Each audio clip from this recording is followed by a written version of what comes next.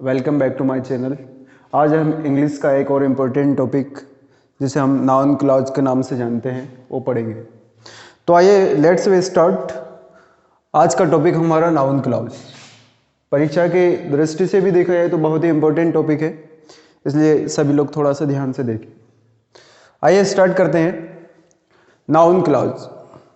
सबसे पहले हम बात करते हैं नाउन क्लॉज की टाइप की। नाउन क्लॉज जो होता है वो 5 टाइप्स का होता है, 5 प्रकार का होता है। सबसे पहला है सब्जेक्ट ऑफ वर्ब, सेकंड आ जाएगा अपना ऑब्जेक्ट ऑफ वर्ब, थर्ड आ जाएगा कंप्लीमेंट्स ऑफ प्रपोजिशन, फोर्थ रहेगा हमारा कंप्लीमेंट्स ऑफ ए वर्ब, और फिफ्थ रह जाएगा हमारा केस इन अपोजिशन। सेकंड वाला ऑब्जेक्ट ऑफ द वर्ब। तो आज हम जो है ऑब्जेक्ट ऑफ द वर्ब की ही यहाँ पर बात करेंगे। तो स्टार्ट करते हैं। और सबसे पहले हम इसकी पहचान देखते हैं ऑब्जेक्ट ऑफ द वर्ब की कि क्या पहचान है। तो ऑब्जेक्ट ऑफ द वर्ब की पहचान होती है कि यदि किसी सेंटेंस में उसके अंत में दिस या इट आता है तो वह जो है ऑब्जेक्ट ऑफ द वर्ब का नाउन क्लॉज होता है। यदि किसी सेंटेंस के अंत में दिस या इट आता है तो वह ऑब्जेक्ट ऑफ द वर्ब का नाउन क्लॉज। यदि किसी सेंटेंस के अंत में दिस या इट आता है तो वह ऑब्जेक्ट ऑफ द वर्ब का नाउन क्लॉज होता है। नाउन क्लॉज के ऑब्जेक्ट ऑफ द वर्ब के एग्जाम्पल है, क्योंकि इसके अंत में दिस आया है और इसके अंत में इट आया है। तो हमने बात करी कि नाउन क्लॉज जो होता है किसी भी दो वर्ब को जोड़ने का एक प्रपोजिशन है। इसके बाद ये 5 टाइप्स का होता है। सबसे पहला है subject of the verb, second है object of the verb, third आ जाएगा हमारा complements of the preposition, fourth रहेगा कंप्लीमेंट्स ऑफ वर्ब, और फिफ्थ आ जाएगा केस इन अपोजिशन। तो ऑफ द वर्ब की पहचान होती है यदि किसी सेंटेंस के अंत में दिस या इट आता हो तो वह वर्ब जो है या वह वाक्य जो है ऑब्जेक्ट ऑफ द वर्ब का नाउन क्लॉज होता। ऑब्जेक्ट ऑफ द वर्ब के बारे में, तो यदि हमारे पास में 2 सेंटेंसेस आ जाते हैं तो उन दोनों सेंटेंस को हम एग्जाम में किस प्रकार से ऐड करेंगे, कंबाइन करेंगे, उसके कुछ रूल्स हैं यहाँ पर। सबसे पहले तो हम हमारे सेंटेंस का जो लास्ट में दिस या इट होता है उसको हटाएंगे, दिस या इट को हम यहाँ से हटाएंगे। दूसरा जो रूल्स है वो है दोनों सेंटेंस को निम्नानुसार हम ऐड करेंगे, जैसे डेट से ऐड करेंगे या फिर इफ से कंबाइन करेंगे या फिर वेदर से कंबाइन करेंगे या फिर WH वर्ड से भी यहाँ पर हम उसको कंबाइन करेंगे। तो इन सभी के रूल से है कि डेट से हम सेंटेंस को कब कंबाइन करेंगे, इफ से कब करेंगे और वेदर से कब करेंगे, WH वर्ड से हम कब उसको कंबाइन करेंगे। तो देखिए इसके रूल्स है। फर्स्ट है यदि प्रश्नवाचक सेंटेंस नहीं है हमारा तो हम डेट से ऐड कर देंगे। सेकंड रहेगा हमारा कि यदि प्रश्नवाचक है लेकिन वो हेल्पिंग वर्ब से प्रश्नवाचक हो, यदि हमारा जो सेंटेंस है वो प्रश्नवाचक हो क्वेश्चन, तो उसको जोड़ने के लिए हम इफ या वेदर का यहाँ पर यूज करेंगे। थर्ड हमारा रूल्स है कंबाइन करने का, यदि कौन सा सेंटेंस WH वर्ड से प्रश्नवाचक हुआ, किससे, WH वर्ड से, तो हम उसी को जो कंबाइन करेंगे वो WH वर्ड से ही कंबाइन करेंगे। तीसरा इसका रूल्स रहेगा यदि दूसरा सेंटेंस जो है हमारा ऐड करने वाला, कंबाइन करने वाला प्रश्नवाचक हुआ, यदि दूसरा वाक्य हमारा प्रश्नवाचक हुआ तो हेल्पिंग वर्ब को हम सब्जेक्ट के बाद लिखेंगे और उसे अफर्मेटिव बनाएंगे और उसको आई नो दिस। सेकंड सेंटेंस रहेगा अपना यू आर ब्रेव। ये दोनों सेंटेंस को एग्जाम में इस प्रकार से दे देगा और कहेगा कि कंबाइन विथ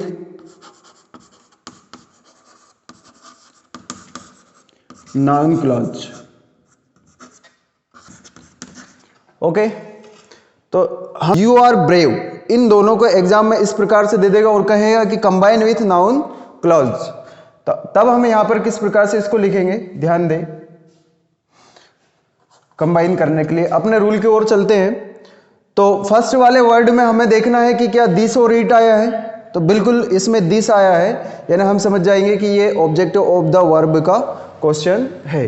तो हम यहाँ से जो है रूल के अकॉर्डिंग इसको बनाते हैं। तो सबसे पहला हमारे पास यहाँ पर हम सब्जेक्ट को लिख लेंगे आई। दूसरा वाला वाक्य भी ऐसा कैसा, आई नो। दूसरा वाला वर्ड भी हम ऐसे कैसे राइट कर देंगे, दिस।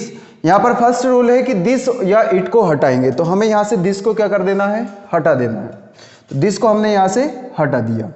अब सेकंड वाले सेंटेंस पे चलते हैं। यदि हमारा सेकंड वाला सेंटेंस यहाँ पर से इन तीनों रूल्स में से कुछ इस प्रकार का हो तो हम उसको इस हिसाब से जोड़ देंगे। तो फर्स्ट हमें यह देखना है कि यदि प्रश्नवाचक नहीं हो तो हम सेकंड वाले सेंटेंस को देखेंगे कि यदि प्रश्नवाचक नहीं हुआ तो उसे हम डेट से ऐड कर देंगे। तो यहाँ पर हम देखेंगे कि सेकंड वाले सेंटेंस को पढ़ के कि यू आर ब्रेव, आप बहादुर हो। I know this you are brave, मैं ये जानता हूं कि आप बहादुर हो। तो यहाँ पर सेकंड वाला सेंटेंस हमारा जो है प्रश्नवाचक नहीं है। तब हम क्या करेंगे, इसको यदि प्रश्नवाचक नहीं हो तो किससे जोड़ेंगे, डेट से। तो यहां से हमने दिस हटाया और क्या लिख देंगे, that. I know that you are brave. बाकी सेकंड वाला सेंटेंस हम ऐसा कैसा राइट कर देंगे, I know that you are brave. Students, तो हमने फर्स्ट सेंटेंस को वैसे के वैसे राइट किया, दिस को हटाया। यहाँ से हमने सेकंड वाला सेंटेंस देखा कि ये क्वेश्चन वाला नहीं है, प्रश्नवाचक नहीं है, तो हमने यहाँ पे जो है फर्स्ट रूल के अनुसार इसको डेट से ऐड कर दिया। रीडिंग, जैसे सेकंड वाला sentence, she asks it, she ask it. Second इसको एक और लिखेंगे, आर यू रीडिंग। ठीक है, इसको कंबाइन करते हैं तो हम देखते हैं क्वेश्चन अपना सेंटेंस दिया हुआ है, सी आस्क्स इट आर यू। यहां पर ऐसा कैसा राइट कर लीजिए, इसमें कोई रूल नहीं लगाना। सेकंड वाला पार्ट जो है अपना आस्क, इसको भी ऐसा कैसे राइट कर दीजिए। अब हम यहाँ पर रूल्स की तरफ बढ़ते हैं वापस से। तो पहला अपने इसको कंबाइन करने का पहला नियम है कि दिस या इट को हटाएंगे। तो यहाँ से अपने को किसको हटाना है, इट को हटाना है। इसके बाद हम सेकंड अपने रूल की तरफ चलते हैं कंबाइन करने के।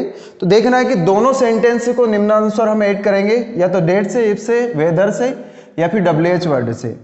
तो पहला देखेंगे हम, पहला रूल कि यदि प्रश्नवाचक नहीं हो तो हम डेट लगा देंगे। तो अपने को सेकंड वाला देखना है कि प्रश्नवाचक है क्या कि नहीं है। तो हमने देखा कि आर यू रीडिंग, तो आर पहले आया, यानी एक कैसा सेंटेंस है अपना, क्वेश्चन मार्क वाला।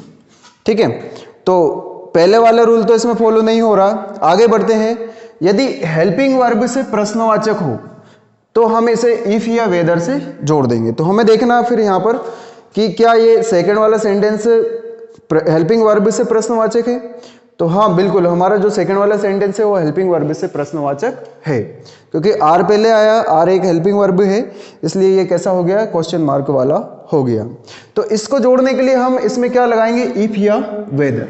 इसको किससे कंबाइन करेंगे, इफ या वेदर से। तो आस्क से लिखा हमने और यहाँ पे लिखा हमने इट। इट को तो हमने यहाँ से हटा दिया। इसके बाद हम किससे कंबाइन कर देंगे इसको, इफ या वेदर से। दोनों सेम है, कुछ भी लिख सकते हैं, दोनों में से कोई प्रॉब्लम नहीं है। तो हम यहाँ पे लिख देंगे if. She asks if are you reading. अब तीसरे जो कंबाइन रूल है उसकी तरफ बढ़ते हैं। यदि दूसरा वाक्य प्रश्नवाचक हो तो हेल्पिंग वर्ब को सब्जेक्ट के बाद लिखकर उसे अफर्मेटिव बनाएंगे।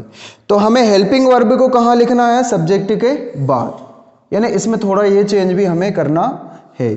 सब्जेक्ट को हम पहले लिखेंगे और हेल्पिंग वर्ब को बाद में। तो सी आस्क्स इफ, या फिर यहाँ पर आप वेदर भी लिख सकते हैं, कोई प्रॉब्लम नहीं है। अब जो है थर्ड रूल हमारा है कि आप जो है सब्जेक्ट को आगे लिखिए और हेल्पिंग वर्ब को पीछे। तो हम हमारे यहाँ पर सब्जेक्ट क्या है, यू, तो हमने ये लिखा यू। हेल्पिंग वर्ब को बाद में, यानी किसे हम यहाँ पर क्या लिख देंगे, are, you are reading.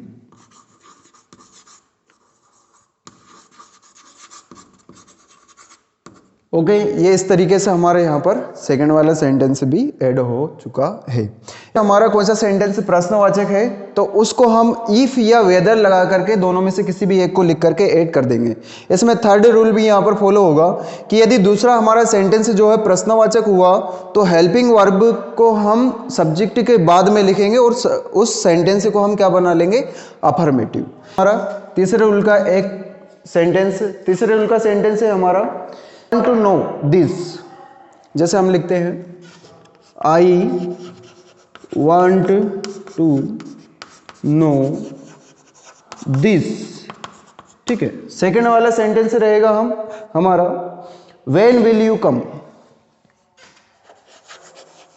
when will you come। Okay, सबसे पहले तो हमें जो है हमारा सब्जेक्ट और ये पहला वाला जो सेंटेंस है उसको ऐसा कैसा राइट कर लेना है।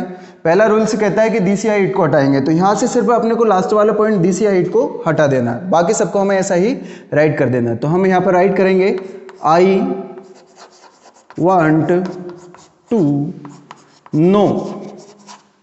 यहाँ से जो है हम दिस को हटा देंगे। किसको हटा देंगे, दिस को, क्योंकि फर्स्ट वाली सेंटेंसेस में से हमें दिस या इट को तो हटाना ही है।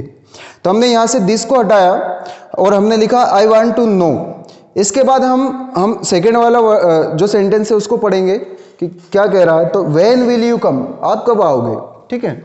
चूंकि क्वेश्चन मार्क वाला सेंटेंस है और किससे शुरू हो रहा है तो यहाँ पर हम रूल्स को देख लेते हैं। यदि प्रश्नवाचक हो और हेल्पिंग वर्ब से हो तो इफ या वेदर से हम इसको ऐड कर देंगे। तो क्या ये जो है हमारा सेंटेंस सेकंड वाला हेल्पिंग वर्ब से प्रश्नवाचक है? नहीं, ये WH वर्ड से प्रश्नवाचक है। WH, तो तीसरा रूल यहाँ पर फॉलो होगा कि यदि WH वर्ड से प्रश्नवाचक हो तो हम उसे WH वर्ड से ही ऐड करेंगे। तो हम यहाँ पर इसको किस प्रकार से ऐड करेंगे, देखें।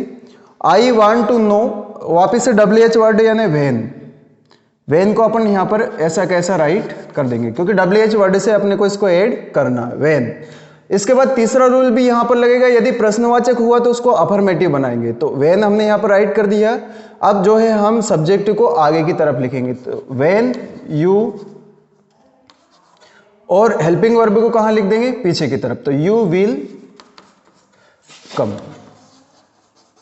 ठीक है। इस तरीके से हमारा ये पूरा सेंटेंस कंप्लीट हो जाएगा। I know this you are brave.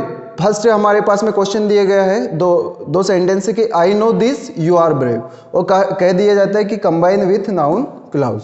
इसको हमें नाउन क्लाउज के द्वारा जोड़ना। तो हम यहाँ पर लिखेंगे, इस रूल्स के द्वारा इसको ऐड करेंगे कि आई नो, ठीक है। आई नो तक हम ऐसे लिखेंगे। पहला रूल हमारा ये कहता है कि दिस या इट को हटाइए, तो हमने यहाँ से दिस लिखा हुआ है, इस दिस को हटा दिया। अब सेकंड वाले पे चलना है। सेकंड वाले सेंटेंस को अपने को देखना है कि सेकंड वाला सेंटेंस यदि प्रश्नवाचक नहीं है तो हमें किससे जोड़ देना, डेट से। तो फर्स्ट वाला जो अपना सेंटेंस है उसमें जो है अपना प्रश्नवाचक नहीं है, इसलिए हम इसको किससे ऐड कर देंगे, डेट से। बाकी सेकंड वाला सेंटेंस हम ऐसा कैसा ही राइट कर देंगे। तो हमने डेट से इसको ऐड किया और हमने लिखा यू आर ब्रेव, ठीक है। फर्स्ट वाला सेंटेंस हमारा यहाँ पर ऐड हो चुका। यदि हमारे पास में दिया रहे क्वेश्चन इस प्रकार से कि C asks it are you breeding, इसको कंबाइन करना हमें नाउन क्लास के द्वारा। तो हमें फर्स्ट तो वही फॉलो करना है कि फर्स्ट वाला सेंटेंस हम ऐसा कैसे राइट कर लेंगे, सिर्फ इसमें से दिस या इट को हटा देंगे। तो हमने लिखा सी आस्क्स, ठीक है। यहाँ से इट हटा दिया हमने। इट हटाने के बाद हमें सेकंड वाला सेंटेंस देखना, आर यू रीडिंग। तो हमारे पास जो सेकंड वाला सेंटेंस है वो प्रश्नवाचक है। तो प्रश्नवाचक के लिए यहाँ पर दो रूल है। तो फर्स्ट वाला रूल से हम देखेंगे कि यदि हेल्पिंग वर्ब से प्रश्नवाचक हो तो उसे इफ या वेदर से हम यहाँ पर ऐड कर देंगे। तो हमें सेकंड वाला सेंटेंस देखना है कि किस प्रकार से प्रश्नवाचक है। तो आर यू रीडिंग, आर यहाँ पर हेल्पिंग वर्ब है और ये सबसे पहले आया है, इसलिए कैसा है, क्वेश्चन मार्क वाला है, लेकिन ये किससे है, हेल्पिंग वर्ब से प्रश्नवाचक है। तो ठीक है, हम यहाँ पर इसको इफ या वेदर से जोड़ेंगे सेकंड वाले रूल के अनुसार। तो हमने यहाँ पे इसको इफ से ऐड कर दिया। बाकी सेकंड वाले सेंटेंस को लिखने से पहले हमें थर्ड वाला रूल भी यहाँ पर फॉलो करना पड़ेगा कि यदि दूसरा वाक्य प्रश्नवाचक हो तो हेल्पिंग वर्ब को सब्जेक्ट के बाद में लिखकर उसे अफर्मेटिव बनाना। तो हमने यहाँ पर सी आस्क्स ऐसा कैसे लिखा, इट हटाए इफ लगा दिया, या यहाँ पर आप वेदर भी लगा सकते हैं। इसके बाद हम थर्ड वाले रूल के अनुसार यू को पहले लिख देंगे क्योंकि यू एक सब्जेक्ट है और आर हेल्पिंग वर्ब है, तो इसे हम कहाँ लिख देंगे, पीछे की तरफ यू आर। इसके बाद में जो बचा हुआ है भाग उसको लिख देंगे, तो यू आर रीडिंग हमने यहाँ पर राइट कर दिया।